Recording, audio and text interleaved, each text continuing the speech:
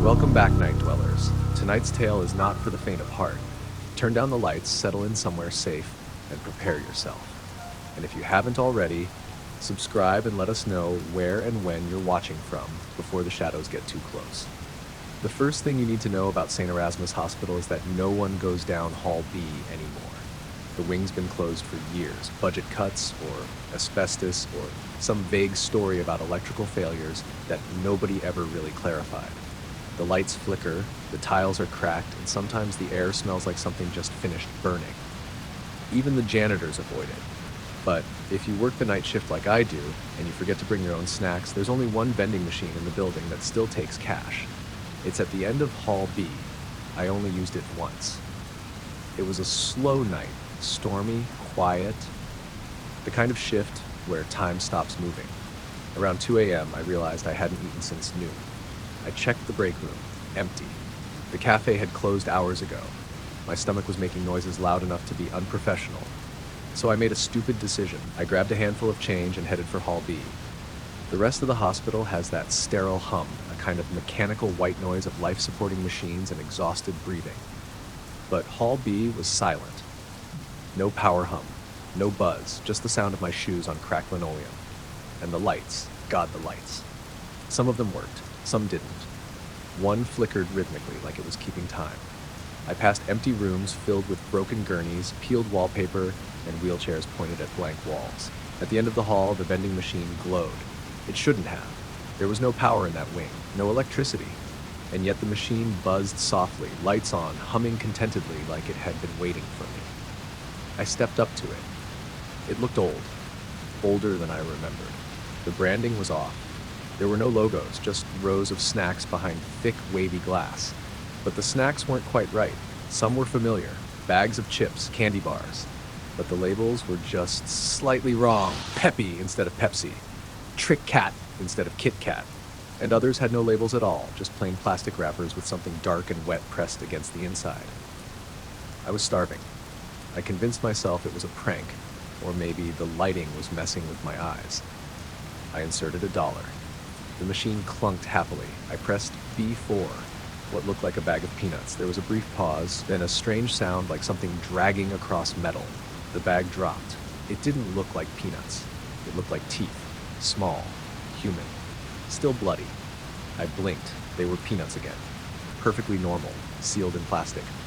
I was sure of it. My fingers trembled as I picked up the bag. I didn't eat them. I started to walk away. Fast, that's when I heard the sound. Clunk. Something else dropped into the tray. I turned, heart hammering. There was another bag. This one was unlabeled. I didn't touch it. Clunk. Another. Clunk. Clunk. The vending machine kept dispensing, one bag after another. Falling faster now. Dozens. Then hundreds. The tray overflowed. Bags spilled to the floor. They thudded wetly. Some of them twitched. I backed up, slipping slightly on a fallen bag. And then the screen on the vending machine changed. It no longer showed prices or codes, just 2 words, "Eat me." I ran. I don't remember much after that. I think I blacked out. I woke up in the staff lounge with a splitting headache and sticky hands. My palms were stained red. My uniform smelled like iron. There were snack wrappers in my pockets, all unlabeled. I threw them away before I could look inside. I tried to pretend it didn't happen. Tried to write it off as a hallucination, low blood sugar, exhaustion, stress. But a week later, they found another nurse in Hall B. She'd gone missing during her shift. They found her in front of the vending machine, staring at it. Her eyes were gone, hollowed out. Her mouth was full with wrappers and teeth. Since then, others have seen it too. The machine still glows, still hums, still dispenses things no one should eat. Security tried to remove it, but the next day it was back, plugged in, full. Sometimes it offers you things you recognize. Sometimes it offers you yourself. There are new snacks now, labeled with names. Anna. I haven't been down Hall B since, but last night I passed the break room, and there was a vending machine in the corner. Not the usual one. This one was older, humming, waiting. The radio that only plays at night. I found the radio in a junk shop 3 towns over. It was buried under a pile of warped records and rusted lamps, half covered in dust and spider webs. I wouldn't have noticed it at all if it hadn't suddenly crackled to life as I passed by, despite not being plugged in. It was one of those old tabletop models from the 50s. Wood casing, fabric speaker, a big silver dial like an eye. The tag said $5. I paid in cash and didn't ask questions. I brought it home and set it on the nightstand in my bedroom. I wasn't expecting it to work, but that first night at exactly midnight, it crackled again. No music, no voices, just static. Then, after about 10 seconds, a voice cut through. Faint. Distorted, like it was underwater. "Are you listening?" I turned the dial. No stations, just static. But the voice came again. "Good." The speaker let out a soft whine, then silence. I laughed it off. Must have picked up some pirate signal or shortwave transmission. Weird, sure, but not supernatural. I unplugged the radio and went to bed. But the next night, at midnight sharp, it came on again. Unplugged. Same voice, same question. "Are you listening?" I didn't answer. But I didn't turn it off either. After a moment, the voice said, "He's outside." My skin went cold. The radio crackled and died. I ran to the window. Nothing. Just wind and darkness. I didn't sleep that night. I checked everything the next day. The radio had no batteries, no power source. I opened the back. Empty. Just dust and dead wires. That night, I left my phone camera aimed at it, recording. Midnight. The radio flicked on. The voice returned. "Don't look under the bed." I froze. My blanket felt suddenly too thin. I didn't move. The camera captured everything. When I reviewed the footage the next morning, my stomach dropped. At midnight, the radio switched on. At 12:01, a hand slid out from under the bed. Thin, gray, wrong. It pressed against the nightstand, then withdrew, and I never noticed. The footage ended with me tossing and turning. I showed the video to a friend. She told me it was fake. Said I must have edited it. She didn't talk to me much after that. The radio kept going. Every night at midnight, the voice always said something new. "Don't open the closet. He's watching through the mirror. If you speak, he'll hear you." I started sleeping in different rooms, then on the couch, then not at all. But no matter where I moved the radio, it followed, even when I left it at the dump, even when I smashed it with a hammer. At midnight, I'd hear the static, somewhere nearby, and the voice. Once it whispered, "You can't leave." I tried. I packed a bag and drove 10 hours to a cabin in the mountains. No cell signal, no power, no radio. I felt safe until the clock struck midnight and static crackled from the fireplace. The voice echoed from inside the chimney. "You brought him with you." I left. No destination, just drove. Somewhere along the way, the radio reappeared in the back seat, covered in dust, dial glowing faintly. I didn't touch it. That night, I slept in the car, windows fogged, doors locked. Midnight. The speaker hummed. "He's in the car." I turned around. Nothing. But I didn't sleep. Haven't slept since. He's with me now. The thing the voice warned me about. He's in reflections, in dark corners, in the space under chairs and behind open doors. He never moves when I look, but I can hear him breathing. Soft, wet, wrong. The voice doesn't warn me anymore. It just counts down. 10, 9, 8. Each night, one number lower. 3. That's what it said tonight. I don't know what happens when it hits 0, but I think the radio belongs to him. And when the countdown ends, I will too. The man who walks between rooms. I first heard about him from my neighbor, Mrs. Ellison, an old woman with a brittle voice and 100 wind chimes. She sat on her porch every morning, feeding pigeons that never seemed to fly away. "You hear him at night," she said one foggy afternoon, "door to door, step by step. Never the front door, never the windows, just inside." I laughed politely. Told her I'd never seen anyone walking through my apartment. She smiled. "You don't see him. Not unless he wants you to." I didn't ask more, just nodded and carried on unpacking. I just moved into apartment 3B of the Ivy Hollow complex, a building that creaked like a ship and smelled faintly of forgotten things. Still, the rent was cheap and the walls were thick, which was all I cared about. The first week was uneventful. I worked, slept, and occasionally passed Mrs. Ellison on the stairs. But by the second week, I began to notice things, small things. My bedroom door would be open in the morning, though I always closed it at night. Lights flickered when I walked into certain rooms, but never when I left. And sometimes I'd come home to find things slightly moved. Nothing dramatic, just enough to notice. A chair angled the wrong way, a photo frame tilted, a kitchen cabinet left ajar. Then came the footsteps, soft ones, barefoot. Not from above, not from the hall, inside. Room to room, late at night. I'd lie awake, covers to my chin, listening to someone quietly walking from my living room to the kitchen, then to the bathroom, then back again. I lived alone. I started checking the doors, windows, closets, all locked, but every night I heard them. Step, step, creak, step. Sometimes they'd stop right outside my bedroom door and stay there, not knocking, not trying to handle, just standing, waiting. Then after a while, they'd move on. I told myself it was the building settling. Maybe plumbing. Rats, even. I started sleeping with a knife under my pillow. By the third week, things escalated. I began waking up in other rooms, once on the kitchen floor, once in the hallway, once standing in front of the bathroom mirror, lights off, eyes already open. Each time I felt disoriented, like something had worn my body while I slept and had forgotten to put it back properly. I installed a camera in my living room, a simple motion-triggered one that uploaded directly to my phone. That night I slept with every door locked, the knife tight in my hand. At 3:12 a.m. the camera sent a notification. Motion detected. I opened the feed. The video showed the living room, empty. Then the lights flickered, and a shape walked into frame. Tall, pale, clothes. Wearing my clothes, but it wasn't me. The thing moved slowly, deliberately, pausing to stare at each wall like it was remembering something. Then it turned to face the camera and smiled. Wide, crooked, wrong. Its eyes were too dark, its jaw hung too low, it waved. The feed cut to static. I left the apartment that night and stayed at a motel. The next morning, I returned to find the front door wide open, the furniture rearranged, and a note on the kitchen table, written in my handwriting. Thank you for the tour. I moved out, didn't take anything, didn't say goodbye to Mrs. Ellison, found a new place across town, top floor, brand new locks, freshly painted walls. But it didn't help. The first night, I heard the footsteps again, soft, careful, room to room. When I looked in the bathroom mirror the next morning, there was steam on the glass. I hadn't showered, and written in the condensation was a single word, shh, again.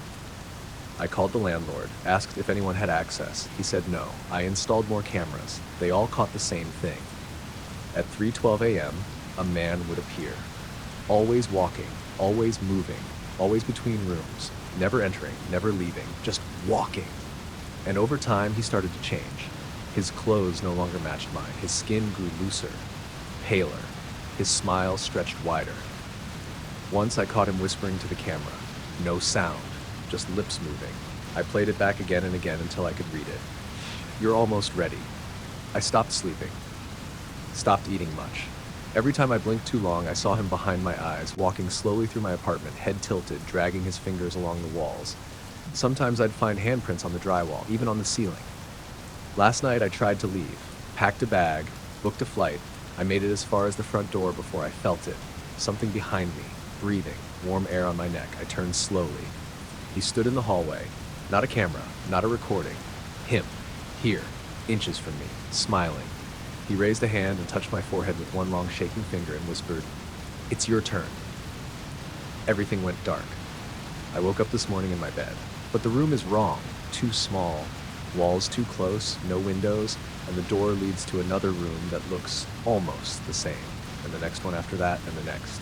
Rooms repeating endlessly, each one slightly more decayed than the last, and in every mirror I see him, not walking anymore, just waiting, smiling, for me to start walking too. The house that sleeps during the day. I didn't mean to find the house. I was driving back from my cousin's place in the country, trying to beat the sunset, when my GPS died. No signal, no warning, just a frozen blue dot and a dead screen. I should have turned back, but I didn't. I followed the road until it became a path, then the path until it was gravel, then the gravel until it was dirt. By the time I realized how lost I was, the sun was bleeding into the trees and the woods had grown thick and unfamiliar. That's when I saw it, a house, tall, narrow, and crooked like it had been grown rather than built. It was nestled in a clearing with no driveway and no mailbox. A wraparound porch leaned inward like a frown, and the windows, those tall, thin windows, reflected nothing. Not the trees, not the sky, not me.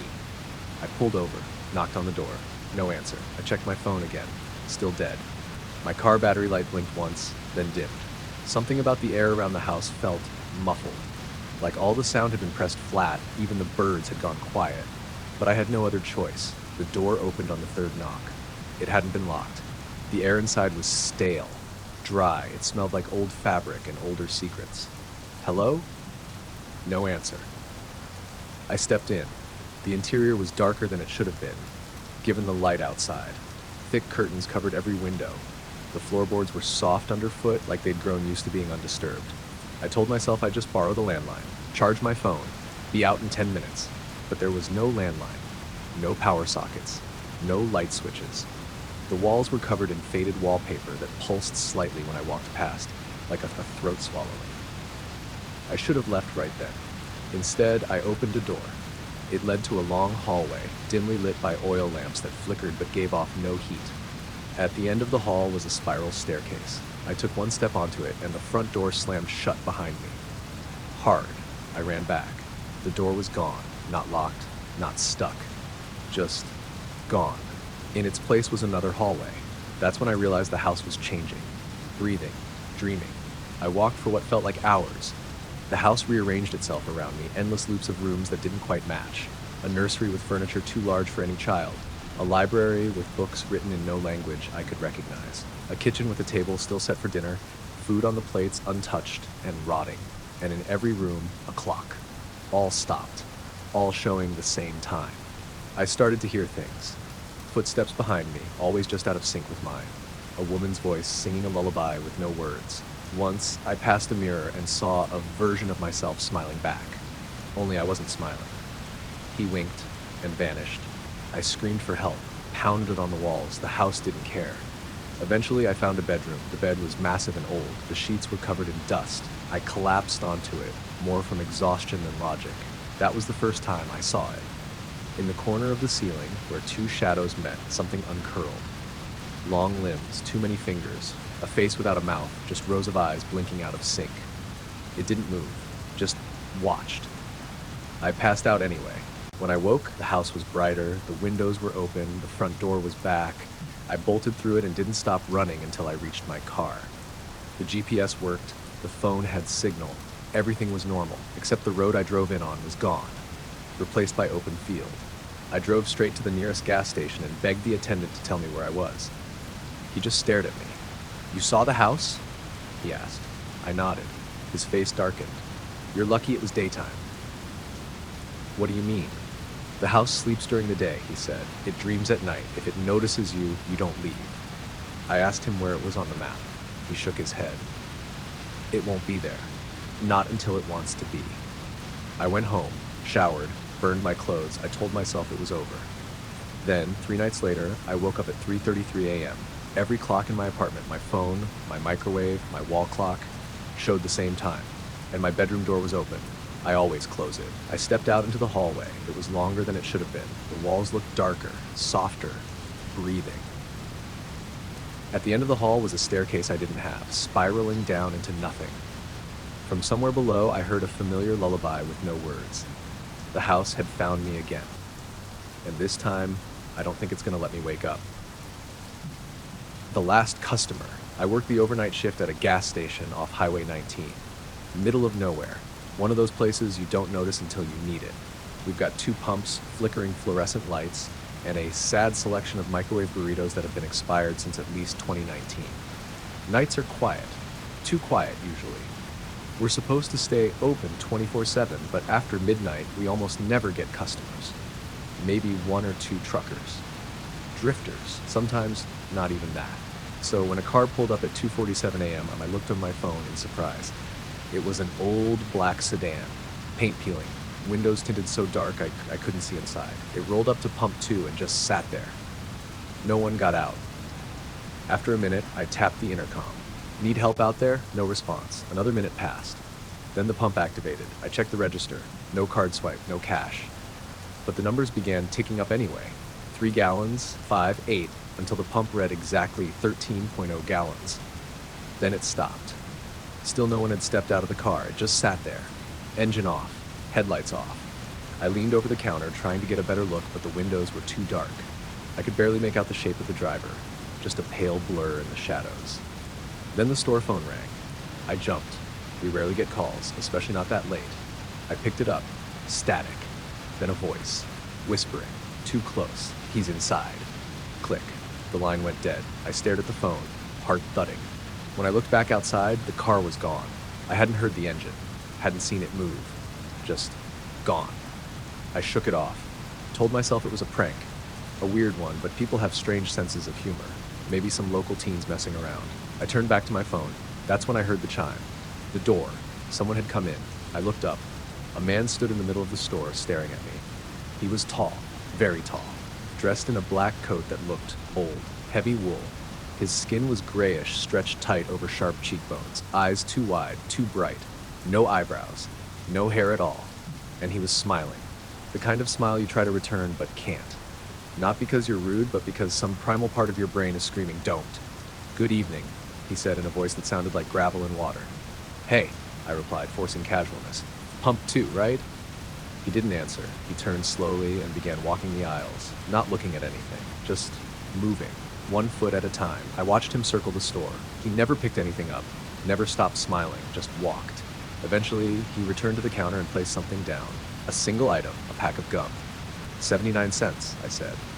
He reached into his coat pocket and pulled out a coin. Old, large, gold. I picked it up. It was ice cold. The date read Sot 1794. This isn't legal tender. He didn't blink. It's all I have, I nodded slowly. It's fine. I didn't want to argue. I put the coin in the drawer and slid him the gum. He didn't take it. Instead, he leaned forward. Do you believe in last chances? What? This place is a door, he said softly. Tonight it opens, only once. He reached into his coat again and pulled out a small yellowed piece of paper. He slid it across the counter. A name was written in faded ink. Before I could ask how he knew it, he turned and walked out. No chime, no door opening, he was just gone. The gum still sat on the counter, and I was holding a piece of paper with my name on it in someone else's handwriting. I stepped outside. The lot was empty. The lights above Pump 2 buzzed and flickered. Then I heard the static again. Not from the phone, from the air. The world around me suddenly felt like a radio trying to tune in. Buzzing, warping, and something stepped out of the shadows behind the pump. Not the man, not anything human. It looked like someone had drawn a person from memory and gotten every detail just slightly wrong. Limbs too long, mouth too wide, fingers too many. It didn't walk, it unfolded, and it was coming toward me. I bolted inside, locked the door. The thing stopped just outside the glass, grinning. Its eyes were pure black. It tapped the window. Once, twice. Then it raised a finger and pointed to the ceiling. I followed its gaze. The security monitor flickered, and there, on the screen, I saw the inside of the store. But it wasn't empty. The man in the coat stood in aisle 3, smiling. I turned. No one was there. But on the floor where he'd stood, a door, a trap door, half hidden beneath a rubber mat. I'd worked there 6 months and never seen it. Something began pounding on the glass. The creature outside. Harder now. Cracks spidering. I opened the trapdoor and climbed down into darkness. Ladders, rusted, wet. Below was a hallway lined with doors, hundreds of them, each labeled with names. Some I recognized, some I didn't, and one glowing faintly had my name on it. The pounding above stopped, the air grew still, and from behind me I heard the man's voice. "You still have time," he said, "but not much." The boy who came with the house. When I bought the house, no one told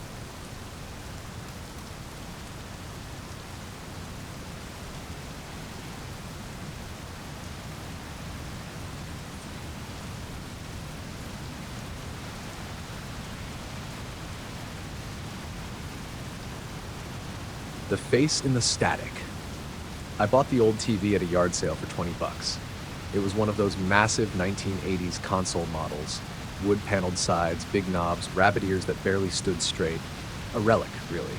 I didn't even need a TV. I just liked the look of it. Vintage. Heavy. Solid. The old man selling it said, "Be careful with that one. Picks up more than channels." I laughed. He didn't. I brought it home anyway. Set it in the corner of my living room, mostly for decoration. Plugged it in for fun.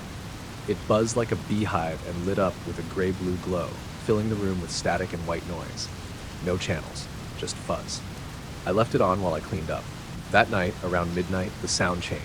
I'd turned the TV off, I was sure of it, but from the living room I heard it click back on. Not loudly, not like a normal TV, just a faint pop, followed by that familiar static. I walked in, confused. Sure enough, the screen was glowing. No picture, just the storm of snow and hiss. I reached for the knob to turn it off again and froze. There was a face in the static. Not a reflection. A face. Mouth slightly open, eyes black and too large, no color to the skin, just shifting shades of gray and white, like it was trying to form itself from the noise. It didn't blink, it just stared. Then it moved. Not with the flicker of interference, but smoothly, deliberately. The mouth twitched, then opened. I turned it off, unplugged it, sat in the dark with the taste of metal in my mouth and my heart punching my ribs. I didn't sleep. The next morning I left it unplugged all day. When I got home from work, it was on, still unplugged, still static, still the face. This time it was smiling. That night, I left the apartment, tried to stay at a friend's. I didn't tell them why, didn't want to sound crazy, but as I was falling asleep on their couch, I heard the buzz, soft, low, familiar. I sat up. In the corner of their living room, their flat screen, off black, flickered once. For a split second, I saw it. The face. Smiling. I left without saying goodbye. I got home and the TV was already on. This time, the static was louder like a roar. And the face, it was clearer. I could see the cheekbones now, the curve of the mouth, hair forming from lines of white noise. And something else. Fingers pressing against the inside of the screen, pushing from the other side like it was trying to climb out of the snow. I smashed the screen with a hammer. Glass shattered, sparks popped, the face vanished, and I finally slept. But the next morning, the TV was whole again. No cracks, just static, just the face. This time it spoke. I didn't hear it with my ears. I felt it in my head, a whisper through bone. I moved the TV to the curb, watched the garbage truck take it away. That night, the static came from the bathroom mirror. The next night, from my phone. Just a flash, but enough to see the face. Getting closer, more human. I tried smashing everything. Screens, mirrors, anything reflective, didn't matter. It came through the hum of the fridge, the buzz of a ceiling fan, the flicker of a dying light bulb. Anywhere there was electrical noise, it found a way in. I bought candles, unplugged the entire apartment. Lived like it was 1800. It didn't help. It only made it angry. Now it doesn't wait for night. I see it in puddles on the street, in the pattern of leaves on the sidewalk, in the way shadows move on my walls, not quite in sync with the trees outside. It speaks more now, clearer, angrier. You brought me back. You watched. You opened the signal. I don't know what it wants, or who it is, but I know it's learning. Each day, the face looks more like mine. The eyes, the shape of the mouth, the scar on my chin from when I was 9. Last night, it winked. Today, I woke up with blood in my ears. My nose won't stop bleeding. I don't know what's real anymore. The static is in my head now. Buzzing, always buzzing. Sometimes I hear voices inside it, crying, begging, others screaming. I think it's showing me things. Places, rooms, people I don't know, but I feel them watching, trapped, behind glass. I think they all saw the face once, and didn't look away. Maybe I was never supposed to turn it on. Maybe the old man was trying to warn me. But now it's too late. The face is here. It doesn't need the TV anymore. It's in me. And tonight, it's gonna see what it's like on the outside. The library after midnight. I got the overnight shift at the university library by pure luck, or misfortune, depending on how you look at it.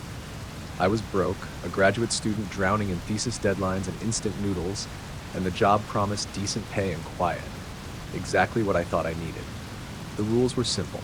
1, clock in at 11:45 p.m. 2, do hourly walkthroughs on each floor.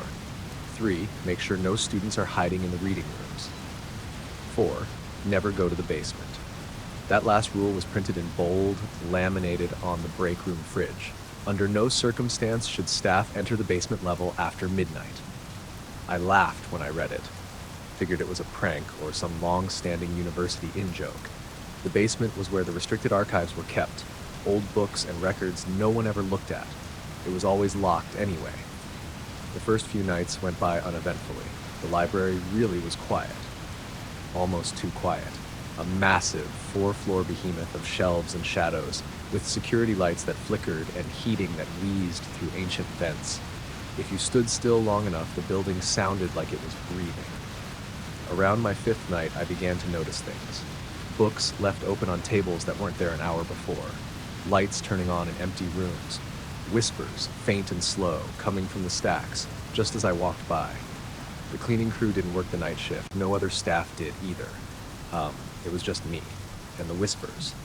At first, I ignored them, probably the air ducts, probably echoes, but on the seventh night during my 2 a.m. walkthrough, I found something impossible. A book lying open in the center of the third floor reading room. The title, Whispers Below Our Feet. It was old, leather-bound, covered in dust but warm to the touch. I picked it up and flipped through the pages. Most were blank except one near the center. In thick, dark ink, just 4 words. Why did you come? I closed the book, heart racing. That's when I heard the sound. Click. From the far corner of the room, a door creaked open. The door to the basement, the one that was always locked, the one I wasn't supposed to enter. I should have left. I should have called someone, but I didn't. Curiosity is a hell of a thing. I crept toward the stairs. The air grew colder with each step. The lights overhead buzzed softly like they were afraid to be on. By the time I reached the basement door, it was wide open, waiting. Beyond it, darkness, heavy, wet-smelling. The air felt thick, like breathing in fog. I took one step inside. The door slammed shut behind me. The lights went out. For a few seconds, there was nothing, just blackness and the sound of my own heartbeat. Then, slowly, a light flickered on at the end of the hallway, a single pale bulb swinging above a desk. And behind that desk, a librarian, old, pale, dressed in a black cardigan, thin glasses, face lined with 1,000 unread books. He looked up. I wasn't expecting a visitor, he said softly. I didn't mean to come in, I stammered. He smiled. Few ever do, but they always stay. The bulb above us buzzed louder. Behind him were shelves, endless shelves, but not like the rest of the library. These shelves held no books. They held boxes. Dozens, hundreds, all identical, labeled with names. Some had dates, some had photos, one had my name, written in faded ink. I stepped back. What is this place? The archive, he said, for forgotten things, lost thoughts, abandoned fears. He slid open the box with my name.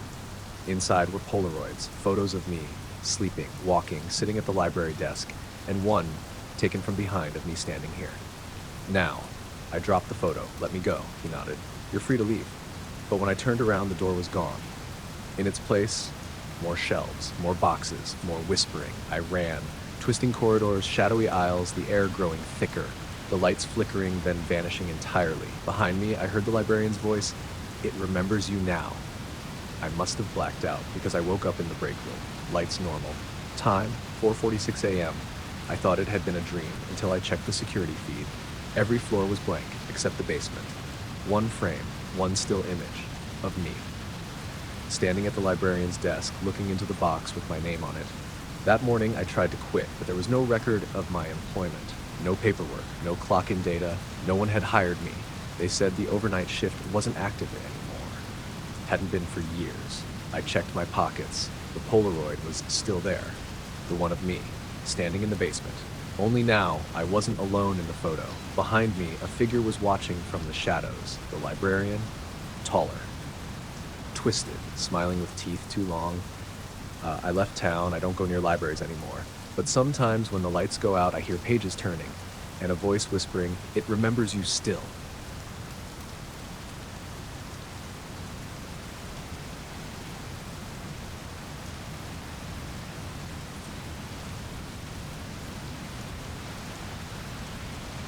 The thing that watches the wall. I used to rent a 1-bedroom apartment above a laundromat. The place was nothing special. Thin walls, old tiles, and a rattling air unit that barely worked. But it was cheap, and I wasn't picky. The layout was simple. Living room and kitchen in the front, bedroom in the back, and a long hallway in between. The hallway was narrow, just wide enough for a person to walk through, with only one thing on the wall. A huge, rectangular patch of peeling wallpaper that looked like it had been painted over a dozen times. I didn't like looking at it. It was maybe 7 feet long and 4 feet tall, halfway down the hallway. The plaster around it was slightly warped, like someone had tried to cover something up. I asked the landlord about it once. He just muttered, "Just some water damage," and quickly changed the subject. But that patch was always cold to the touch. Not just cool. Cold. Even when the rest of the apartment was warm, that spot stayed frigid.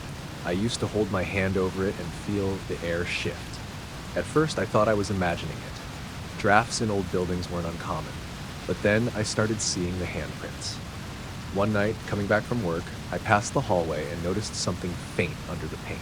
smudges. When I turned on the light and looked closer, I saw 5 long, thin handprints pressed outward from behind the wall. They were small, child-sized, spaced out as if something inside had tried to push through. I touched the wall again.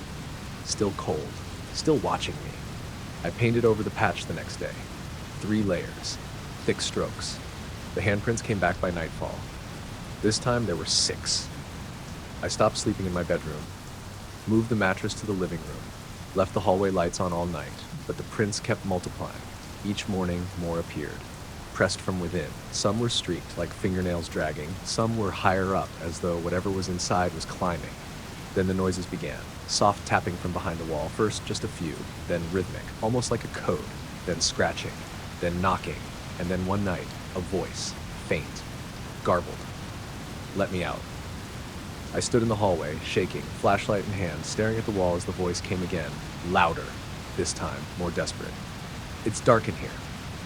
I ran, stayed at a friend's for a few days, pretending I was having work done on the plumbing. When I came back, I found something waiting for me. Not handprints. A hole, dead center in the wall, about the size of a coin.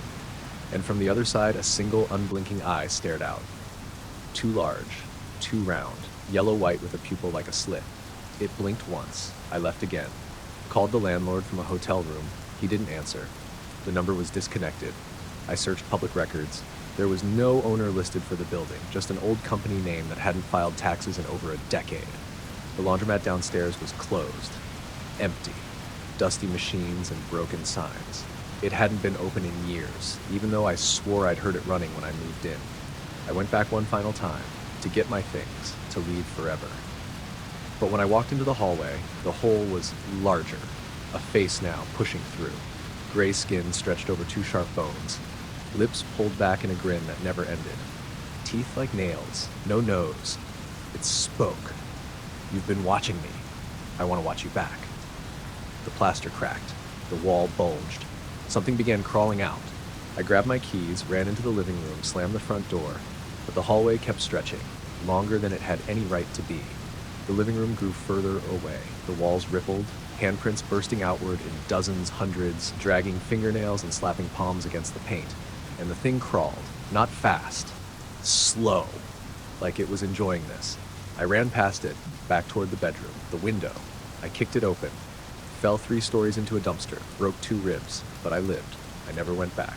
The building was condemned a month later, collapsed during a thunderstorm. No survivors, not even the squatters. The news called it a structural failure. But I saw the photos, the wreckage, and in one of them, half buried in the rubble, was that piece of hallway, still standing. And in the center of the shattered wall, paint peeling, plaster cracked, was a perfect hole, just big enough to watch you through. Voicemail from the dead. It started with a voicemail. I was walking home from work, half listening to music, half watching the rain pool in the cracks of the sidewalk. My phone buzzed in my coat pocket. A new message. I didn't recognize the number. No caller ID, no area code, just a string of zeros. 0000000000. I pressed play. At first it was just static, loud and thick, like an old TV turned up too high. I turned down the volume, assuming it was a robocall gone wrong. But then, beneath the static, a voice. Faint. Warped. David, are you there? I stopped walking. No one called me that. Not since high school. My real name is David, yeah, but I go by Dave. Have for years. No one I know now uses my full name. The voice was a woman's, weak, trembling, and somehow familiar. Then came the words that made my blood go cold. It's Mom. That couldn't be right. My mother died 8 years ago. Car accident. No survivors. I listened again. Played it twice. The voice, the tone, it was hers. Not close. Exact. I don't know where I am. Static swallowed her words. It's dark. Something's wrong. I can't find the door. Then silence. I didn't sleep that night. The next morning I called the number back. It didn't ring. Just a flat buzz and a robotic voice. This number is not in service. I checked the voicemail again. It had vanished. Not deleted. Gone. My call history didn't show anything from that number. No record. For a moment I wondered if I dreamed it. But I remembered the rain, the sidewalk, the exact spot I had stood when I heard it. I remembered the static, the voice, the way she said my name like she used to when I was little. That night, it happened again. Another call. Same number, zero color, same static. But this time, no voice, only breathing. Shallow, unsteady, like someone crying without sound, and something else. Behind the breath, deeper in the static, a growl. Low, guttural, hungry. I deleted the message, told myself it was some elaborate prank, AI or deepfakes or some kind of scam, but the third message came 2 days later. This time, I didn't listen right away. I sat on the edge of my bed, just staring at the screen. My thumb hovered over the play button. Eventually, I pressed it. David. He's not letting me leave. He wears your face. My spine stiffened. Don't answer the door. Click. That was it. Nothing more. I stared at the phone, waiting. Then came the knock. 3 sharp raps on my apartment door. At 3:17 a.m., I didn't move, didn't breathe. Another knock, slower this time, heavier. The peephole was right in front of me, but I couldn't bring myself to look. A shadow passed under the door, and then nothing. The silence lasted until sunrise. I didn't open the door. When I finally built up the nerve, the hallway was empty. But taped to my door, right below the peephole, was a photograph.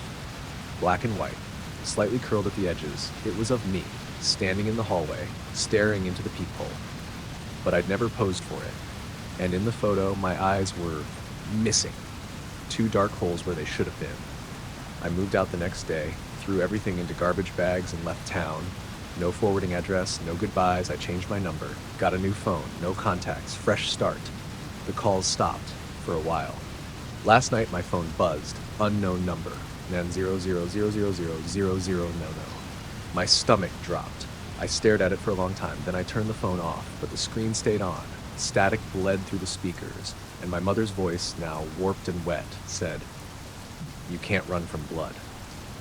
The screen cracked down the center. I threw the phone across the room. This morning, I bought a new one, different brand, different SIM. Still, the voicemail icon was there, waiting. I pressed play. "I'm here now." I looked up, and in the mirror above my sink, I saw myself smiling, but I wasn't.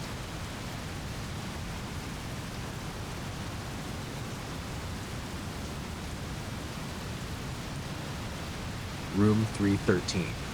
The hotel wasn't on any map. I was driving cross-country after a funeral, exhausted and numb, somewhere in the gray space between states when the fog rolled in, thick and sudden, like a wall. My headlights barely touched it. I slowed down, squinting through the windshield, until I saw the faint glow of a neon sign flickering through the haze. Rest easy in. The building was squat and concrete, more bunker than hotel, surrounded by nothing but mist and silence. I pulled into the empty lot, not a single other car. The air was heavy and wet, and the sky above looked stuck between dusk and dawn. Inside, the front desk was manned by a woman who didn't look up from her crossword. "Need a room," I mumbled, already regretting the detour. She slid a key across the counter. Old school. Brass. Tag faded from use. "Room 313. I paused. "You sure there isn't a 101 or something closer to the lobby?" She finally looked up. Her eyes were too wide, too still. "That's the only one open tonight?" she said. I took the key. Room 313 was at the end of a long hallway lined with identical doors. The carpet was a pattern of sickly green vines, curling into each other like veins. Every bulb overhead buzzed and flickered in sync like breathing. When I reached the room, the door was already slightly ajar. I pushed it open. The room was fine, stale smelling, beige everything, a bed with a floral coverlet, a desk, an old TV, and a single painting of a lake under moonlight. The air conditioner rattled weakly in the corner. I dropped my bag and sat on the edge of the bed. That's when I noticed the mirror. It was full length, bolted to the back of the closet door, but the reflection was wrong. I was standing. In the mirror, I was standing, not sitting, not blinking, just staring back at me. I turned around, no one there, turned back to the mirror, still me, frozen, unblinking, and smiling. I slammed the closet door shut, told myself I was tired, stressed, grieving. I lay down, didn't bother changing, just pulled the covers over my clothes and turned off the light. I drifted, almost asleep. Then I heard the knock. Tap, tap, tap. Not the door, the closet. I didn't move. Not right away. I stared at the ceiling, heart racing, listening. Tap, tap, tap. Then softly, "Let me out." Shh, the voice was my own. I got up, opened the closet, empty. Mirror still there, now showing nothing at all, no reflection, no room, just a gray, rippling surface like the skin of a lake. I closed the door, turned the TV on to break the silence. No signal, just static. And then my face on the screen. Close up, too close, mouth open, whispering something, no sound. I unplugged the TV. The image stayed for a moment, then blinked out. The bedside lamp turned itself off. The painting on the wall had changed. No lake, just black water, a shape rising from it, something tall and thin reaching toward the moon. I didn't sleep. At some point I left the room. I don't even remember unlocking the door. The hallway was longer than before, darker. The vines in the carpet seemed to move, winding toward my feet. Every door I passed was labeled 313. No matter how far I walked, the number never changed. I ran until I reached the front desk again. The woman was gone. In her place was the mirror, tall, full length, and inside it, me, still standing, still smiling, but now something behind me, tall, thin, pale hands on my shoulders. I turned. Nothing. Turned back to the mirror, empty, no reflection at all. Then I heard the door behind the counter creak open. The hallway stretched into the dark again. Something whispered, "Go back to bed." I didn't listen. I ran. Out the lobby, into the fog, straight to my car, but the lot was gone. Just black grass, and behind me the neon sign, "Rest Easy Inn, room 313, check-in only." I walked for what felt like hours. Fog all around, no direction, no time. Eventually the hotel rose from the mist again. Same building, same light, same door open to room 313. The bed was made, closet closed, TV off, like I'd never left. I sat down. I think I'm still sitting. I don't know how long it's been. Sometimes the mirror shows me, standing there, smiling. Sometimes I hear knocking from the other side. "Let me out, let me out." And once the mirror whispered, "You checked in. You never said anything about checking out." The elevator that skipped the floor. I work in a corporate building downtown. 30 floors of steel, glass, and soul-numbing silence. Every morning at 8:15, I take the elevator from the lobby to floor 17. Same coffee, same elevator, same tired faces and wrinkled suits staring at nothing. You stop noticing things when they're the same every day. Until something changes. One Monday morning, I stepped into the elevator with 3 others. A woman with red glasses, a man humming tunelessly to himself, and a kid, maybe 16, wearing a janitor's uniform way too big for him. He didn't press a button, just stood in the corner with his head low. The rest of us hit our floors. Buttons 8, 12, and 17 lit up. The doors closed. It started rising. But then something strange happened. It went from 7 to 9. Floor 8 never lit, never stopped. The humming man muttered, "That's odd," but no one said anything else. At floor 12, the doors opened. The red glasses woman stepped out and froze, her face twisted in confusion. "This isn't 12, she whispered. Before anyone could say a word, the doors shut on their own. We kept going, past 13, 14, 15. The kid in the janitor uniform stared at the ceiling, not blinking. We reached 17. The doors didn't open, the elevator didn't stop. We passed 18, then 19, then 20, and then it jerked to a stop. No button lit, no floor number. The panel just showed a blinking silence. The lights flickered, then went out, pitch black. The humming man started panicking, pounding the door. "What is this? What the hell is this?" The kid finally spoke. I told him not to build over it. His voice was thin, flat, like paper scraping across concrete. "What are you talking about?" I asked. His eyes gleamed faintly in the dark. "There's no floor 8 anymore," he said. "But it's still there, underneath." We pointed to the floor of the elevator. "They built over it, but they didn't close the door." Suddenly, the elevator dropped, fast. Not like a free fall, just wrong. No inertia, no sound, just a slip, like the floor was gone and we were falling sideways through a hole that shouldn't exist. Then, ding. The doors slid open. We were somewhere. Not a floor, not a basement. It looked like a long hallway, wooden walls lit by a row of flickering sconces that gave off no heat. The air smelled like wet copper and old paper. The humming man backed away, shaking his head. "I'm not going out there." The janitor boy stepped forward. "It wants you to. If you stay, it'll come in instead." I didn't want to find out what it was, so I stepped out. The hallway was lined with doors, all unmarked, all slightly open. And from inside each one, whispers, not words, just breathing. Each step echoed, even on the carpet. The others followed, except the boy. He stayed inside the elevator. As the doors closed, he whispered, "Don't look back." The lights behind us went out, one by one. We walked. The hallway curved, even though the building was square, turned in ways that didn't make architectural sense. The air grew thicker, heavier. I could feel my thoughts slowing, like the space around us was trying to keep us. We came to a door that was completely closed. Unlike the others, this one had a handle. The humming man opened it. Inside was a room filled with filing cabinets, thousands stacked on top of one another. No ceiling, no floor, just cabinets floating in space, each one labeled with a name. I found mine, pulled it open. Inside was a single sheet of paper, typed with the words, "You don't belong here." The humming man's cabinet was empty. He opened another and another, frantic, empty. All of them. He turned to us. "I think I've always been here," he whispered. Then he stepped backward and vanished. No scream, no sound, just gone. I slammed my drawer shut. The woman with red glasses grabbed my arm. "We need to go." We ran, doors slamming shut behind us. The hallway was different now, longer, narrower. The sconces were replaced with mirrors, dozens of them. But our reflections were wrong, smiling, bleeding, some were missing. I closed my eyes and kept going. Then, another ding, the elevator, same one, open, waiting. We got in. The doors closed, it began to rise, no buttons lit, no floor number, just that blinking.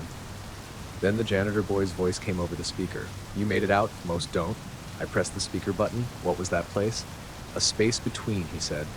"Old floors get forgotten, but the things inside don't forget. Some people fall in, some are taken. Why us? Because you noticed." The elevator stopped. Ding. Floor 17. Normal. Bright. Empty. I stepped out, turned to say something. The elevator was gone. No shaft, no door, just blank wall.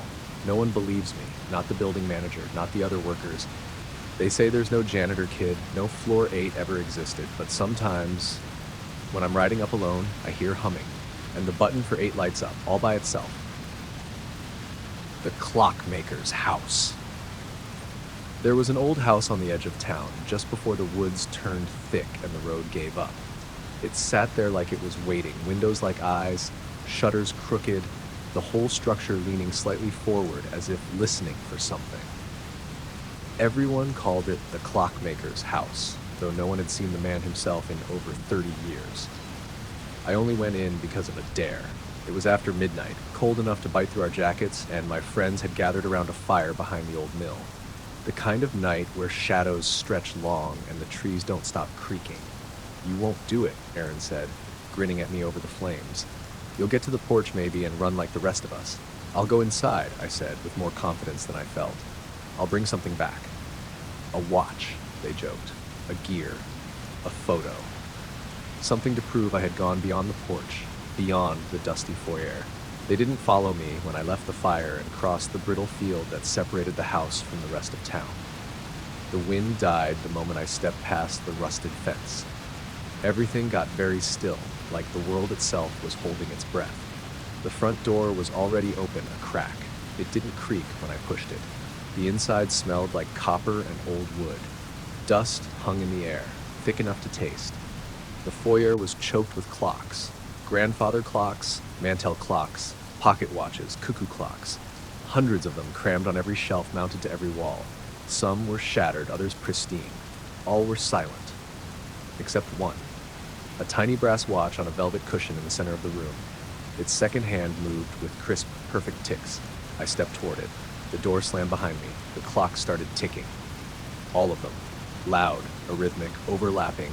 Hundreds of ticking hearts beating out of sync. My head throbbed with it. Then came the chimes. The big clocks let out hollow, groaning tones, one after the other, though it wasn't on the hour. Some chimed 3 times, some 7. One never stopped. I turned to leave. The door was gone. Not closed. Gone. The foyer was a wall now, covered with even more clocks. I spun around, panicked. The whole room had changed, elongated, stretched. The corners no longer matched. Stairs curled upward into shadows that didn't look stable. I stumbled back, and someone caught me. A hand, cold and gloved, wrapped around my arm. The man was tall, dressed in a long, faded coat with a dozen watch chains draped across his chest. His face was pale, eyes black and glossy like beetle shells. "You touched the watch," he said. His voice was smooth, practiced, like someone who'd spent centuries talking to gears. I didn't take anything. "You wound it," he said. "That's enough." I looked down. The tiny watch was in my hand. I didn't remember picking it up. "I want to leave." You will. In time, he said, smiling. His teeth looked like they were made of porcelain. But you owe the house now. A moment, borrowed. A moment, returned. He pulled out a key from one of his coat pockets. It was too long to fit, jagged and crooked like a bone left in the rain. I am the caretaker, he said, not of the house, of the hours, and you have wandered into one not your own. He pressed the key into my chest. It didn't hurt, not at first, but then I felt it turning inside me. My skin flushed cold, then hot. My vision flickered like candlelight. I collapsed. When I opened my eyes, I was standing. The room was gone. I was in a different one, smaller, darker, lit by a single oil lamp. The walls were lined with clocks again, but these ticked in perfect synchronized rhythm. Tick, tick, tick. I looked down. My hands were older, wrinkled. My clothes had changed. Worn trousers, stiff shirt, heavy shoes. There was a clock in front of me on the workbench. Disassembled. Familiar. The brass watch. My hands moved on their own. Picking up tools, fitting gears, tightening screws. Tick, tick, tick. I tried to speak, but no words came. Only breath. Only time. And then a voice. You see now, said the caretaker, appearing in the mirror beside me. Every second is a story. Every hour, a life. You borrowed a tick. You must give one back. He smiled and disappeared. I tried to stop, tried to put the watch down, but my hands wouldn't let go. Days passed, or minutes, or years. Hard to tell in the clockmaker's house. Sometimes I heard people outside laughing, kids daring each other to step onto the porch. I screamed through the walls. No one heard me. I became part of the ticking, the rhythm. Another gear in the machine. Then one night, just before everything went black, I saw someone enter. A boy, teenager, curious, brave, just like I had been. He picked up the watch and smiled. The door closed behind him. The clocks began again. Tick, tick, tick. The man in apartment 104. I never saw anyone move into apartment 104. No moving truck, no boxes, no key exchange. It was just suddenly occupied. For months, it had been empty. The door stayed closed, the blinds drawn. The landlord, Mr. Carruthers, used to mutter something about the last tenant breaking the lease early and leaving a mess behind. No one ever pressed him for details. We were all just glad the rent didn't go up. Then, one evening in November, I passed the door on my way to the mailbox and noticed a faint smell. Old cigarettes and something sweet, almost like spoiled milk. It seeped through the cracks like a slow leak. That was the first sign. The second was the light. Late at night, after midnight, a low, pulsing blue glow would leak from the bottom of the door. Not flickering, not flashing, just a steady, unnatural hum of color, like a television tuned to static but without sound. I asked Mr. Carruthers, who had moved in. He looked away. You sure someone did? I told him about the light.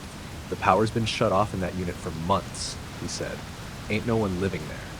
I didn't push further. I should have. The third sign came a week later. I was taking the trash out at around 2 a.m., half asleep, when I saw someone standing in the hallway. A tall, thin man, perfectly still, facing the door to 104. He wasn't knocking, just staring. I opened my mouth to say something, but he turned to look at me, and suddenly the hallway got very cold. He didn't blink, didn't smile, just watched me like I'd interrupted something. Then he turned back to the door and disappeared. Not into the apartment, just gone. I barely slept that night. The next morning, I convinced myself it was a dream. Stress. Maybe I'd fallen asleep in front of the TV and imagined it. Then I found the note. It was slipped under my door. Handwritten, shaky. Don't look in the peephole. That's all it said. No name. No context. But I knew where it was meant for. Apartment 104 had a peephole. All the doors did. And that night, when the blue light returned, stronger this time, glowing beneath the door like something trying to escape, I couldn't help myself. I looked. What I saw wasn't a room. It was a hallway, longer than any should be, stretching out in both directions, made of crumbling brick and sagging pipes. The air looked thick and dark, like underwater footage, and in the center of it all was the man, facing away, tall, thin, wearing a suit that didn't quite fit. His limbs were too long, his head slightly cocked, like he was listening to something far away. Then he turned and looked directly into the peephole, into me.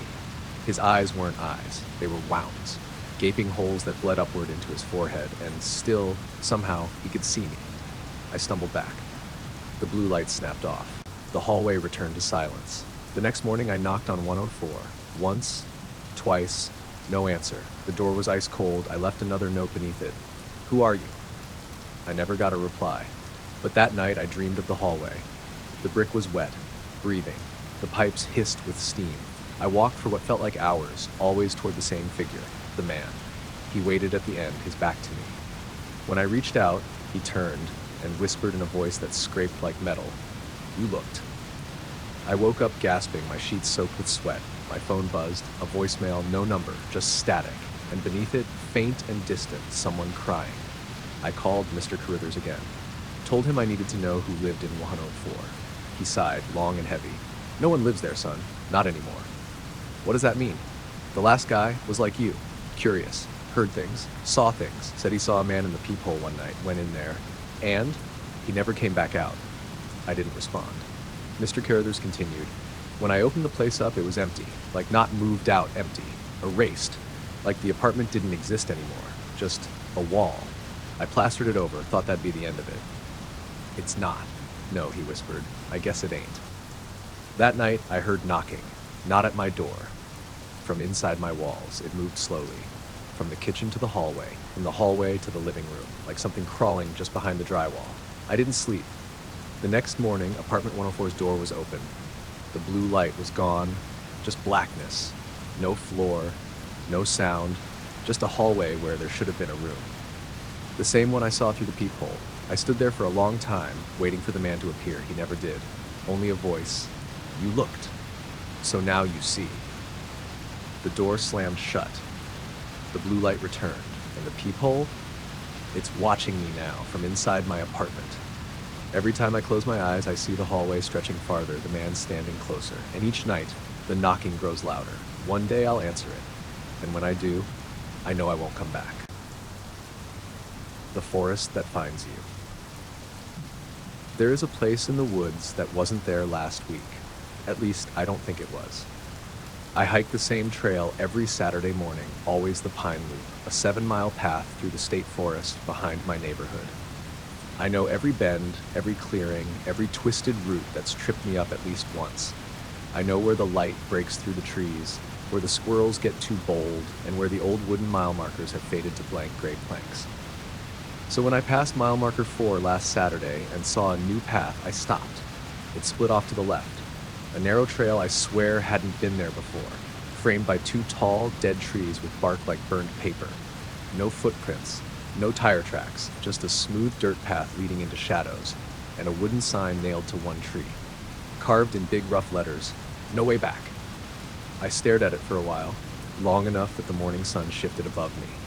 I felt cold all of a sudden, despite the July heat. Then I turned around and went back the way I came.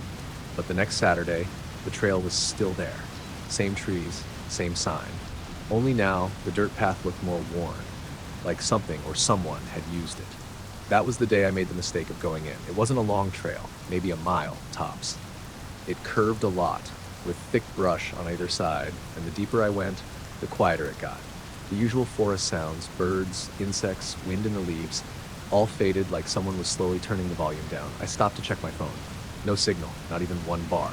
That never happened here. I was about to turn around when I realized I couldn't. The path behind me was gone. Not overgrown, not hidden. Gone. Just more trees, more brush. No trail, no opening. As if the forest had swallowed it up the second I looked away. I turned forward again. The trail was still there, still leading deeper, still framed by those 2 scorched trees. Only now they were in front of me. I hadn't moved. But the trail had. The forest shifted. That's when the whispering began, faint from all sides. Too many voices at once, like 100 people muttering under their breath, all saying different things. I walked. I didn't know what else to do. The path was narrow and seemed to breathe. The trees leaned in just a little more with each step, as if they were eavesdropping. The air grew colder, wetter. The leaves underfoot turned from green to black. Then I heard the scream. Far off, high-pitched. It sounded like a child. I ran toward it, shoving branches aside, stumbling over roots. The trees opened into a clearing. In the middle stood a cabin, old, leaning, half covered in moss. Smoke trickled from the chimney. Someone lived here. Someone else was trapped here, like me. I approached the door and knocked. No answer. So I opened it. Inside it smelled like wet dirt and rotting wood. Dust floated through the air in slow spirals. There were no windows, just a fireplace, a table, a chair, and a mirror on the far wall. The mirror was the only thing not covered in grime. I walked up to it, and I saw myself. But it wasn't a reflection. It didn't move like I did. It stood still, staring, smiling. Then it raised its hand. I didn't. It reached out. So did I, because I couldn't help it. Something in my body moved without my permission. I touched the glass. It was warm, and the hand inside grabbed me. I woke up outside the cabin, on the roof, curled up like a cat. I scrambled down, skin stinging, ears ringing. The trail was in front of me again, so I walked. Hours passed. The light never changed. Always that dim, overcast glow. I passed trees carved with names, hundreds of them. Some were fresh, others were almost erased, and then I found mine. Still wet, still bleeding. Below it, a handprint burned into the bark, smaller than mine, like a child's. I ran. Branches clawed at my clothes, ripped at my face. The trail twisted beneath me, the air filled with laughter, children's laughter. All around me, from behind trees, under roots, inside the leaves themselves. I stopped and saw them, faces, dozens of them, staring from the trees. Not peeking, embedded, pressed into bark like clay impressions, eyes wide, mouths open in silent screams. Their bodies were part of the forest. They had become it. I ran again, until the trail ended. A wall of stone blocked my way, impossibly tall and smooth, like the forest just decided this was where it ended. And carved into the rock, you looked back. I turned around. Behind me, the two dead trees stood again, and between them the figure. Not a man.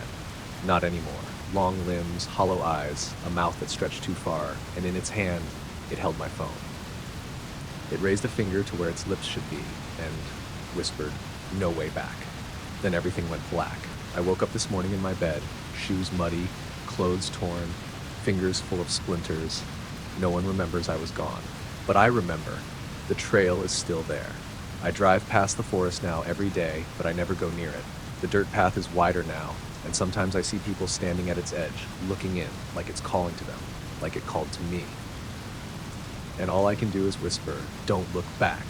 Don't ever look back." When I moved into my apartment, the street was empty. It was a small town, a transition town, the kind you move through, not to. My job had relocated me temporarily, and the rent was cheap. The building was old, 4 stories tall with water-stained bricks and creaking floorboards that echoed even your quietest footsteps. My unit was on the 3rd floor, facing the street. Across from me, directly in view from my bedroom window, was another building, identical in shape and age, but boarded up. Windows dark, door chained. Cracks split the brick down the middle like a crooked spine. I assumed it was condemned, one of many empty husks this town seemed to forget. That changed on my 4th night. It started with the curtain. The building across the street didn't have any, not that I'd noticed. But that night, at around 2:15 a.m., I got up for water and glanced out the window, and one of the 3rd floor windows across from me had a curtain, a thick red one, drawn open. Light flickered behind it, soft and orange, like candlelight or firelight. I blinked, leaned closer to the glass. The curtain moved, just a little, like someone had passed behind it.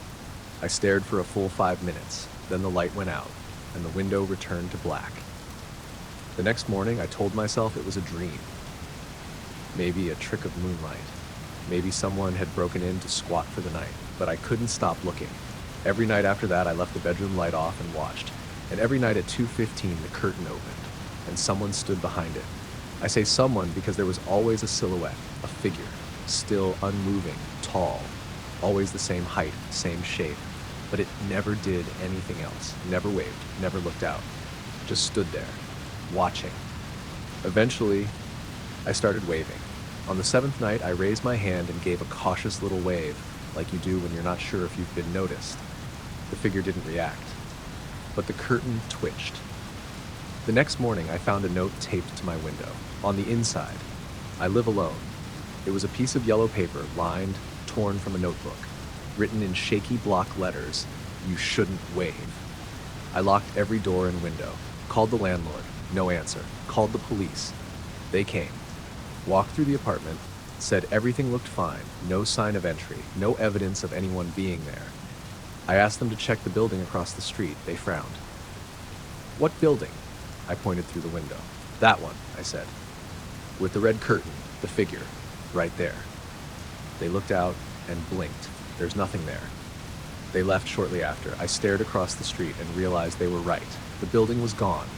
The street was empty. No boarded up windows, no chains, just an alley and a lot overgrown with weeds. I felt dizzy, sat down on the edge of my bed and closed my eyes. That night, the building was back. Curtain open, figure in place. 2:15 a.m. on the dot. I didn't wave, I didn't move, I just watched. And this time the figure did too. Its head tilted slowly to the side, as if curious, and then the curtain fell shut. The next morning, another note. On the kitchen table this time. You've been seen. No signature, no explanation. I called out of work, couldn't stop pacing, couldn't stop looking. By nightfall, I'd moved my chair directly in front of the window. Phone in hand, camera ready. I told myself I'd film it. Prove I wasn't losing my mind. 2:14 a.m., dark street, empty window. 2:15 a.m., the curtain opened. I hit record, but nothing appeared on the screen. Just my window, just my reflection. I aimed the phone elsewhere and it worked fine. Living room, wall, my own face. But every time I aimed it at the building, nothing, like it didn't exist through a lens. Then the light behind the curtain flared, brighter than ever. It flickered wildly, casting shadows across the wall. Not just one shadow, dozens.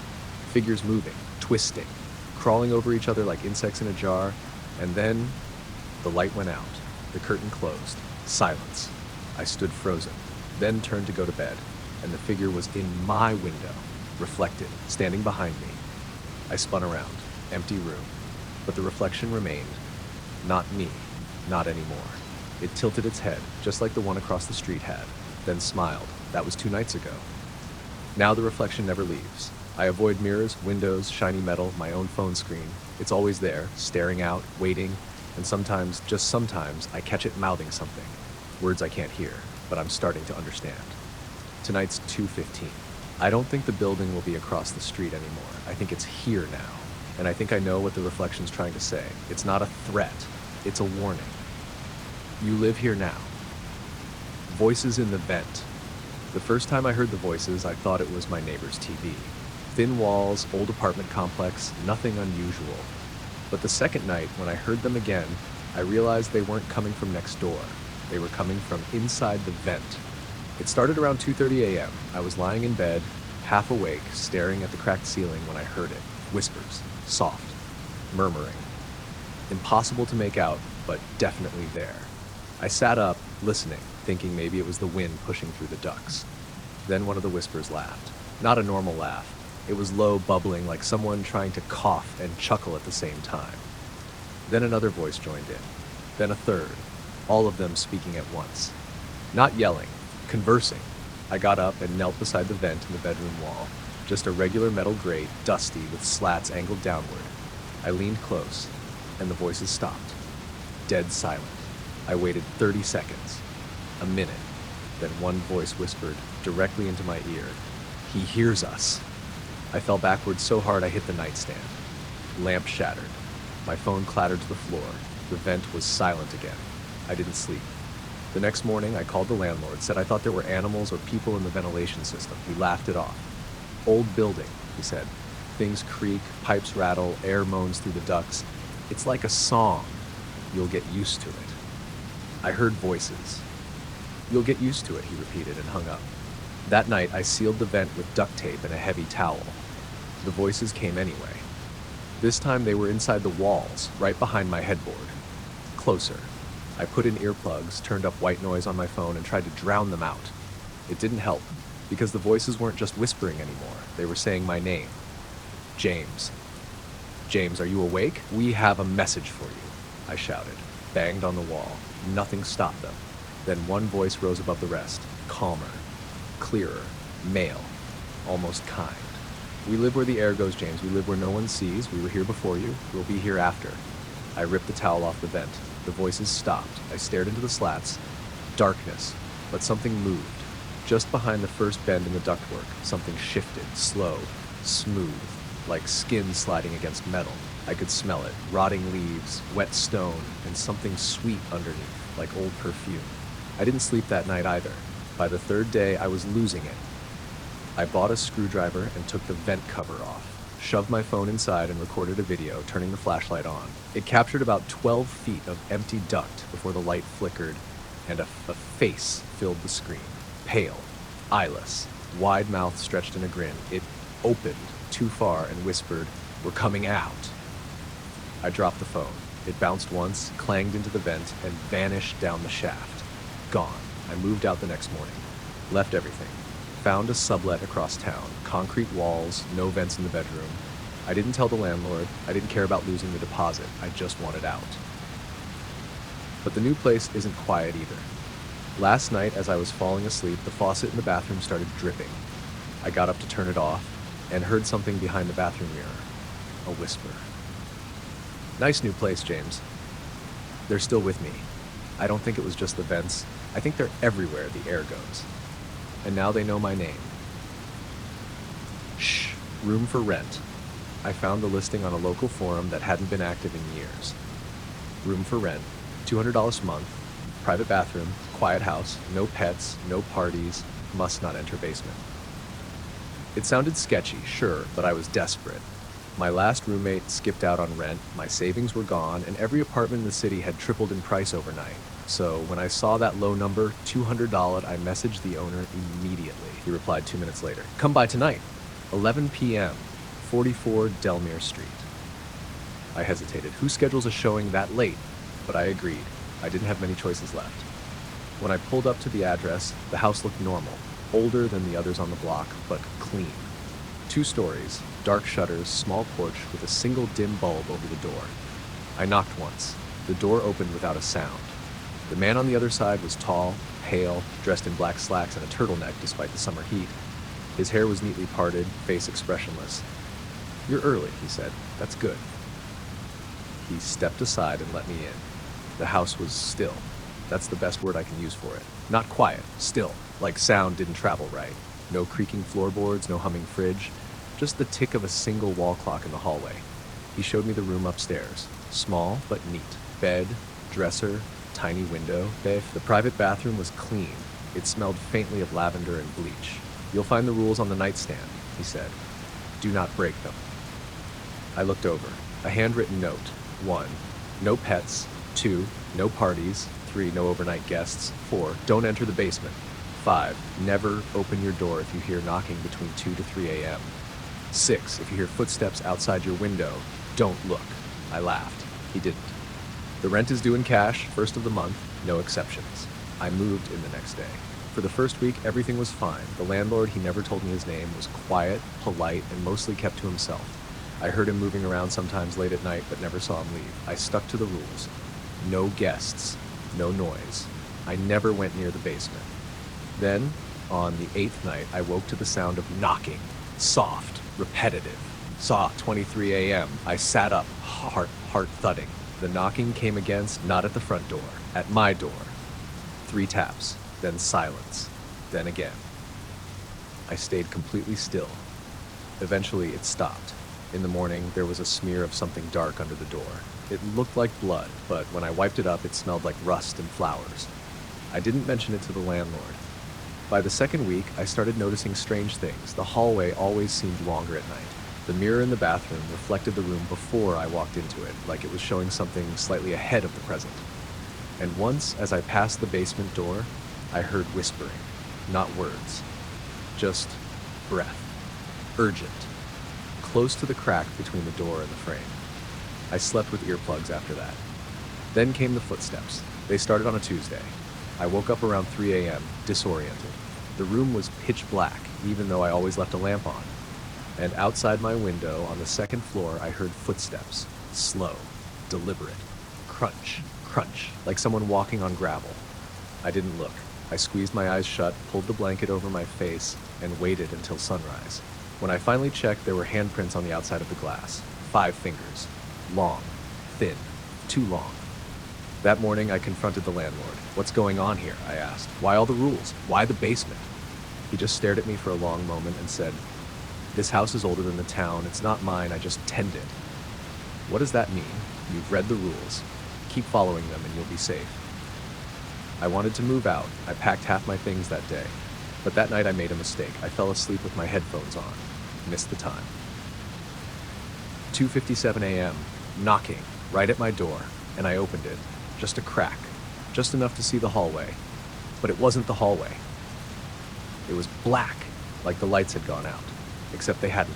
I could see the edge of the light from my room behind me. In the dark stood a figure, tall, still, no face, no features, just skin like damp stone. I slammed the door and locked it. It pounded once, hard, then silence. I sat with my back against the door until morning. When I told the landlord what I'd done, he didn't scold me. He just looked tired. "You should leave," he said. "Most people don't survive a second mistake." I moved out the next day, didn't bother taking anything. I checked a few weeks later, the listing was back up, same price, same photo, same rules. Room for rent, quiet house, don't enter the basement, and I still don't know what's down there, but I think it comes upstairs now. I don't remember getting on the bus. One minute I was walking home through the city after my shift, earbuds in, cold wind cutting through my jacket, and the next I was sitting in the middle row of a city bus, staring out a fogged-up window into pitch black. The bus was moving, but I couldn't see a driver. No headlights on the road, no street lamps, no passing cars. Just darkness pressing in on every side, like the world outside had been swallowed whole. I blinked and looked around. There were people sitting in every seat. But no one moved. No one looked up. Every face was turned forward. Blank. Pale. Eyes wide. Unblinking. Some had blood on their clothes. One man in a business suit was missing a shoe, his bare foot caked in dried mud. A woman held a child in her lap, but the child wasn't breathing. I couldn't even tell if it was real. The air was stale, and the lights above flickered with a buzzing sound that seemed to echo inside my skull. I stood up and tried to walk toward the front. The bus stretched as I moved. The aisle got longer, the seats more distant. No matter how far I walked, I never seemed to get closer to the doors or the driver's seat. Finally, I stopped, turned back, and my seat was right behind me again, like I'd never left it. I sat down. Outside, the darkness deepened. There were no turns, no bumps, just smooth, endless motion. A voice crackled over the intercom, dry, hollow, mechanical. "Next stop, last stop." The passengers didn't react. I turned to the man next to me, an old man in a wool coat with eyes like frostbitten glass. "Hey," I said, shaking his arm gently. "Where are we going?" He didn't blink, didn't move. His lips moved, barely, and I leaned closer. "You already know." I jerked back. The woman across the aisle had turned toward me. Her eyes were gone, just empty sockets. "Everyone knows." The child in her lap giggled. The lights flickered again, and I felt the bus slow, screeching brakes, a hiss of hydraulics. The doors at the front opened. I stood up and looked down the aisle. A single figure stepped onto the bus, tall, draped in dark, wet rags that dragged across the floor. No face, just a blank stretch of skin, smooth and gray. It turned toward me. Though it had no eyes, I felt it looking through me. The doors closed. The bus started moving again. No one else acknowledged the figure. It began walking toward me, slow and deliberate, dragging water behind it with each step. I backed away. The bus was stretching again. The aisle grew longer as I walked backward, the seats multiplying in impossible directions. The thing kept coming. "You can't leave yet," the intercom whispered. I ran. My hands fumbled at every window, but they wouldn't budge. I tried to pry the emergency hatch open. Locked. I pounded on the glass. Nothing. Then I saw something outside. Shapes. Flickering. Faces pressed against the dark. Watching. Mouths open. Silent. They followed the bus, running beside it. Some crawled. Some floated. One slammed its hands against the window where I stood, eyes rolled back, skin torn. I stumbled back into my seat. The thing in rags stopped at the row behind me and sat down. The lights dimmed, and then, finally, the bus stopped. The voice on the intercom spoke once more. "Final stop. All must exit." The doors opened. One by one, the passengers stood and left. Silent. Empty. When it was my turn, I hesitated, but my legs moved on their own. The doors were taller than they looked, taller than any bus could be, and outside, nothing. Just a vast, endless station. Gray and cracked, filled with fog, figures stood waiting, some tall, some broken, all still. A man in a long black coat approached me. His face was stitched where a mouth should be. He held out a clipboard. On it, a single sheet of paper with names. Mine was at the top. "You died," he whispered without moving his lips. "No," I said. "No, I was walking home. Struck by a car. Instant. Cold night. No one saw." My mouth went dry. "I don't belong here." Everyone says that, he replied. I looked back at the bus. It was gone. The fog behind me thickened. Shapes moved within it. The man with the clipboard stepped aside and pointed forward. Time to go, he said. I stepped into the fog and something stepped with me. Thanks for joining us for tonight's story. If you're still with us, maybe check your window, just in case. Don't forget to subscribe and let us know where and when you're watching from. Until next time, keep the lights on.